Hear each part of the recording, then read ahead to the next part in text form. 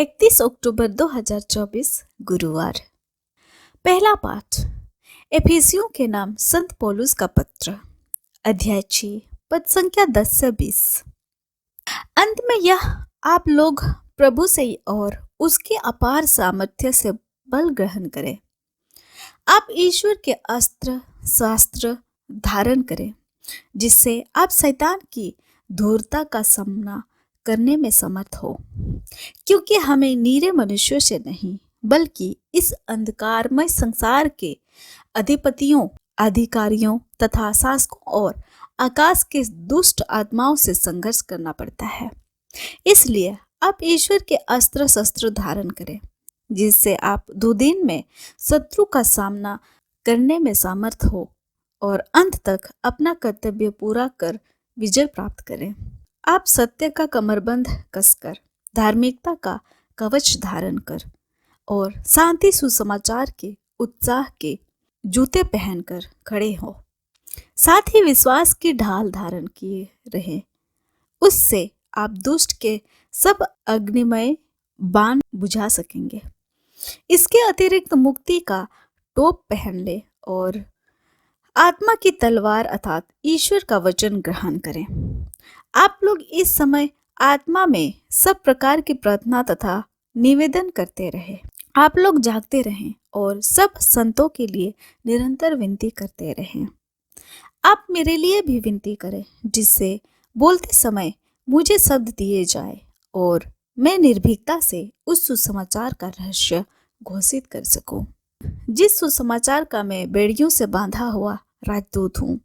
आप विनती करें, जिससे मैं निर्भीकता से सुसमाचार का प्रचार कर सकूं, जैसे कि मेरा कर्तव्य है। यह प्रभु की वाणी है। ईश्वर को धन्यवाद।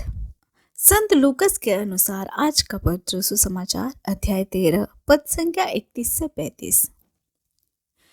उसी समय कुछ फरीसियों ने आकर उनसे कहा, विदा लीजिए और यहाँ से चले जाइए, क्योंकि हेरोद आपको मार डालना चाहता है।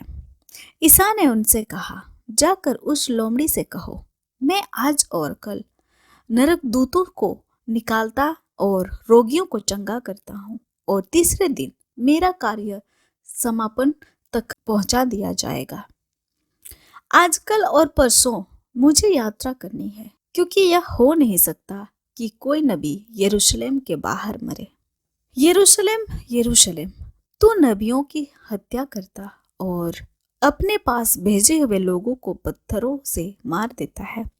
मैंने कितनी बार चाहा है कि तेरी संतान को एकत्र कर लूं, जैसे मुर्गी अपने चूजों को अपने डैनों के नीचे एकत्र कर लेती हैं, परंतु तुम लोग ने इनकार कर दिया। देखो, तुम्हारा घर उजाड़ छोड़ दिया जाएगा। मैं तुमसे कहता हूँ, तुम मुझे तब तक नहीं देखोगे जब तक तुम यह ना कहोगे, धन्य है वह जो प्रभु के नाम पर आते हैं। यह हमारे प्रभु यीशु ख्रिस्त का सुसमाचार है। ख्रिस्त की जय। आइए आज के दोनों पाठों पर थोड़ा सा मनन चिंतन करते हैं। आज का पाठ हमें दिखाता है कि यीशु कितने बहादुर और प्रेमपूर्ण हैं।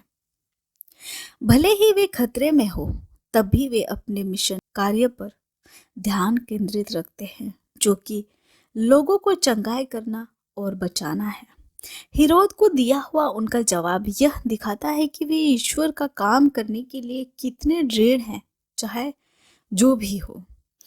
यीशु को यरूशलेम के लिए जो अक्सर उनसे मुख फेर लेती है, वह उस पर बहुत दुख होता है। वह लोगों को एक साथ लाना चाहते हैं, जैसे एक मुर्गी अपने चूजों को एकत्र करती है। यह भाव हमें यह बताता है कि ईश्वर उन लोगों की कितनी परवाह करते हैं। यह हमें यह याद दिलाता है कि ईश्वर का दिल हमेशा हमें बचाने और हमारा मार्गदर्शन के लिए ही खुला रहता है। हम यीशु की बहादुरी और दया से सीख सकते हैं। हमें भी अपने जीवन में मुश्किलों का सामना करना पड़ सकता है या डर लग सकता है, लेकिन हम यह दृढ़ भरोसा कर सकते हैं कि पिता ईश्वर हमारे साथ हैं, जैसे वे यीशु के साथ थे। आइए हम अपने हृदयों को उनके प्रेम के लिए खोलें और उनके पीछे चलने के लिए तैयार रहें। यह जानते हुए कि वह हमें बचाना चाहता है और हमारा देखभाल करना चाहता है। आमीन। आप सभी को जय यीशु।